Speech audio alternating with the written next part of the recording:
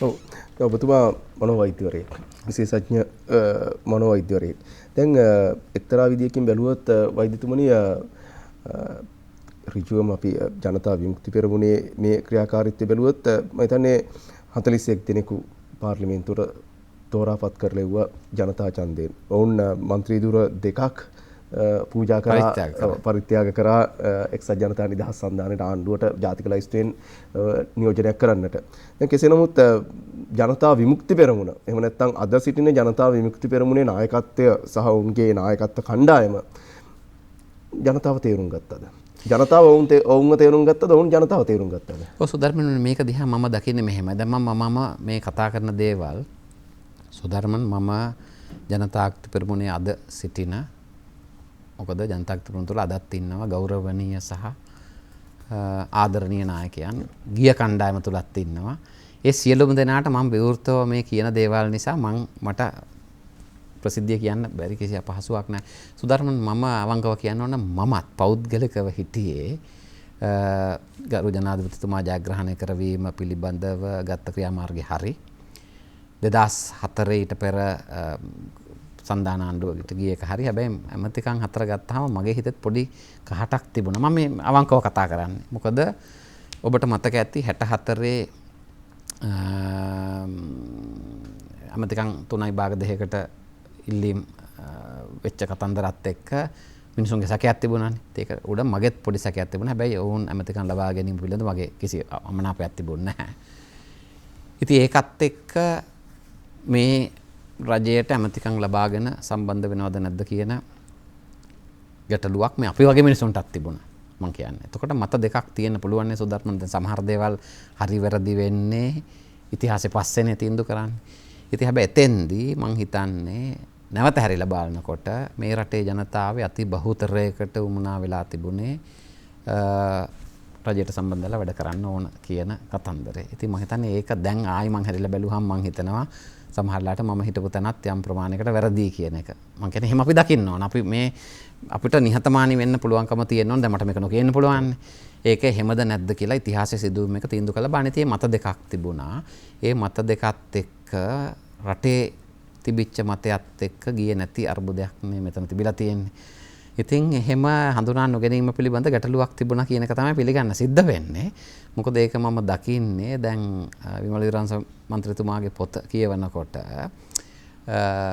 ඒක බැලුවාම ඒකේ තියෙන මතය අනුව ගත්තාම දේශපාලන මණ්ඩලයේ තිබිලා ඉඳලා තියෙන යන්න ඕන කියන තැන.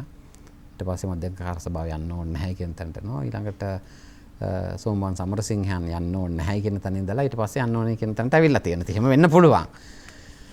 ඉතින් ඒකත් එක්ක එහෙම ගැටලුවක් තිබුණා වෙන්නේ නැති කියලා මට හිතෙනවා. ඕක මම දකින්නේ මෙහෙමයි සුධර්මන්. මං ආයි යන්නේ 83ට විජේවීරයන් එදත් කිව්වා මං කියවනේ කේඩරීය පක්ෂයයි බහුජන පක්ෂයයි අතර තියෙන ගැටලුව.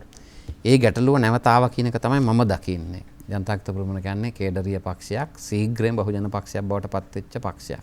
මන්ත්‍රීවරු විශාල ප්‍රමාණයක් ඉන්නවානේ. නමුත් ඔය දෙක මම මේක නැවත කියන්නේ මම අවසානයේට මේ අර්බුදයෙන් පක්ෂෙත් ජනතා විමුක්ති පෙරමුණේ මම ආදරය කරන නායකට ලියපු ලියුමක ඔය කතන්දරය ලිව්වා. සුධර්මන් මේ දෙක තේරුම් නොගැනීම පිළිබඳ ප්‍රශ්නයක්. ඒ දෙක කළමනාකරණය කරගන්න බැරි වීම එකක් එක්ක ආපු අර්බුදයක් කියන එක තමයි මම දකින්නේ. ඔව්. දැන් වර්තමානයේ ගත්තොත් අපි පසුබිම් කතාව මම හිතන්නේ මේ රටේ බොහෝ දෙනෙක් දන්නවා. ජනතා විමුක්ති පෙරමුණේ බිහිවීම විකාශය සහ ඔවුන්ගේ දේශපාලන භූමිකාව මොන ආකාරයෙන්ද යන්නේ කියලා. නමුත් ජනතා විමුක්ති පෙරමුණ හැම වෙලාවෙම කිව්ව දෙයක් තමයි අපි තාමත්ම ශක්තිමත් පක්ෂයක්. අපි සුද්ධවන්ත වූ පක්ෂයක්. මම කියන්නේ ජනතා විමුක්ති පෙරමුණේ ඇතැම් නායකයන් කියව ප්‍රකාශය. ඔවුන් ඍජුවම අනිකුත් පක්ෂවලට චෝදනා එල්ල කරා. ඒ තමයි එක්සත් ජාතික පක්ෂය ගත්තොත් මේ එක්සත් ජාතික පක්ෂය දෙකට කැඩලා තුනට කැඩලා මේකේ අමිභාවව නොගේ හැමතැනම ශ්‍රී ලංකා නිදහස් පක්ෂයත් මේ වගේ අද සම සමාජයට වෙච්ච දෙයක් නෑ. කොමියුනිස්ට් පක්ෂයට වෙච්ච දෙයක් නෑ.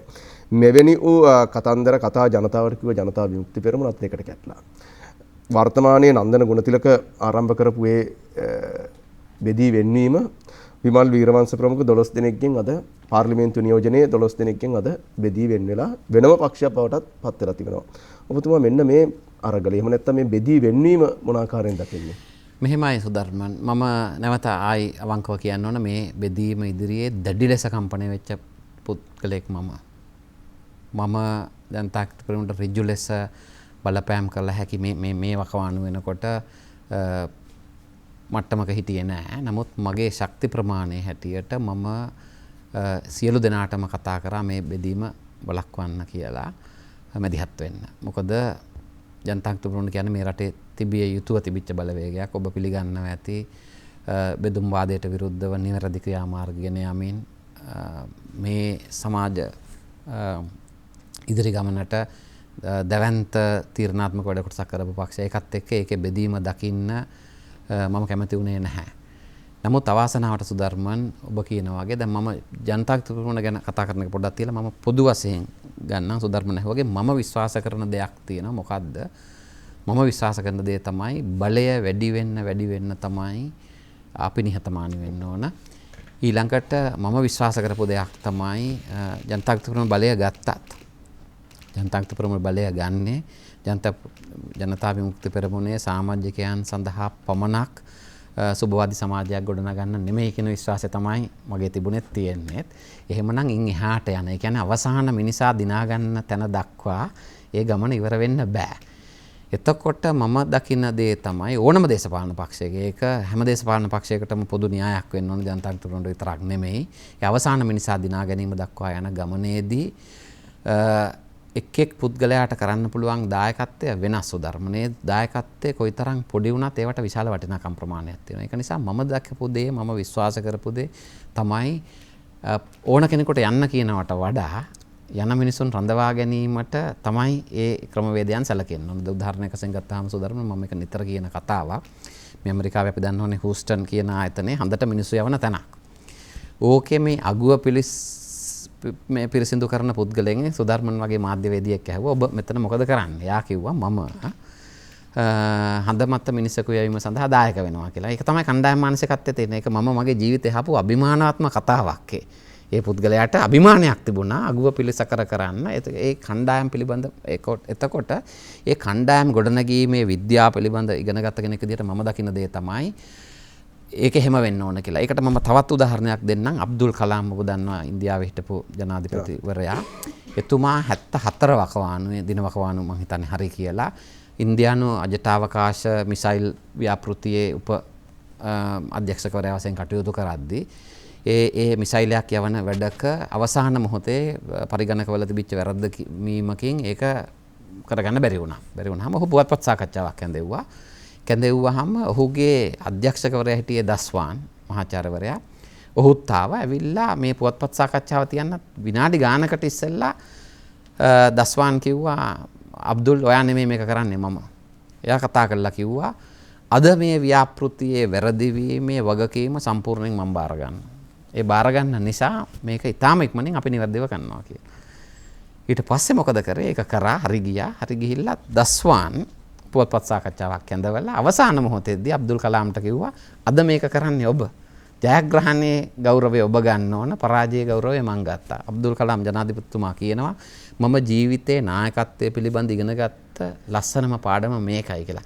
ඒ මම කියන්න හදන්නේ සුධර්මන් මම සොයාගෙන එන අම්මලා තාත්තලා හරියට ඉන්නවා මේ දරුවන්ගේ ප්‍රශ්න පිළිබඳව දරුවන් වෙනස් කරන්න උදව්පකාරීලා. එතෙන්දී මම හැමෝටම කියන දෙයක් තමයි දරුවෝ වැරදි කරොත් දෙමෝපියෝ ඒ වගකීම බාර ගන්න ඕන කියලා වැරද්ද. මම මේ කියන කතන්දරේ කියන්න හදන්නේ යම්කිසි අවස්ථාවක ඕනම සංවිධානයක් තුල අර්බුදයක් ඇති වෙන්න බලපාන ඔය ගුණාංග ගොඩක් තියෙනවා. ඉතින් ඒ ගුණාංග සියල්ලේම සංකලනය තුල තමයි මේ බෙදීම ඇති වුනේ කියන එක මම දකින්නේ.